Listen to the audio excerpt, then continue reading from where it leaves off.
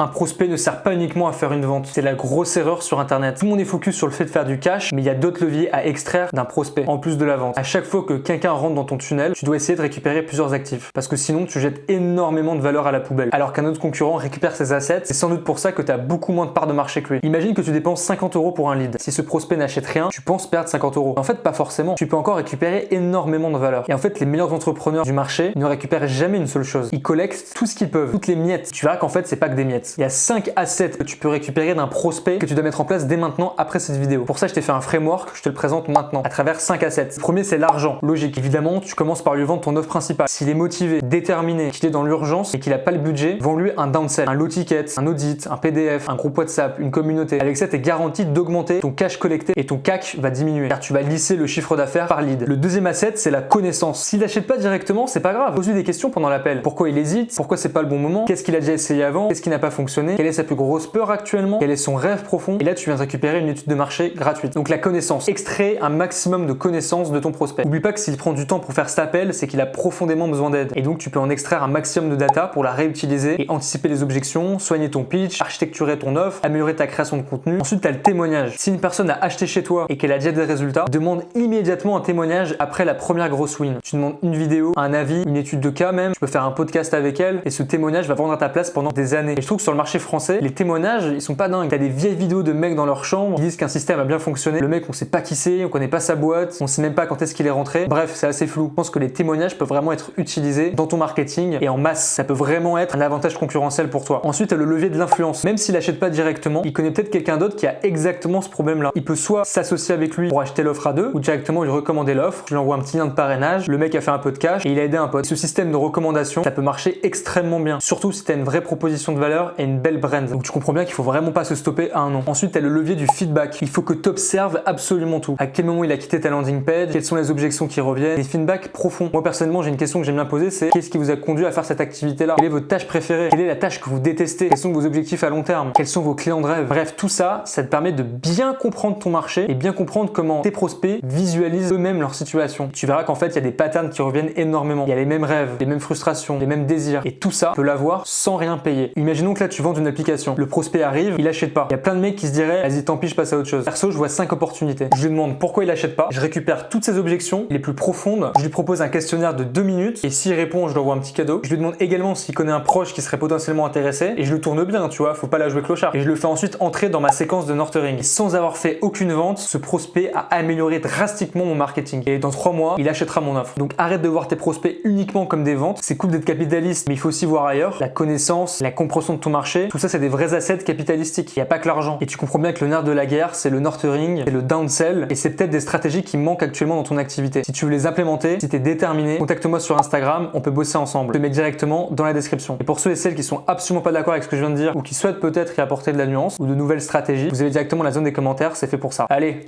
ciao!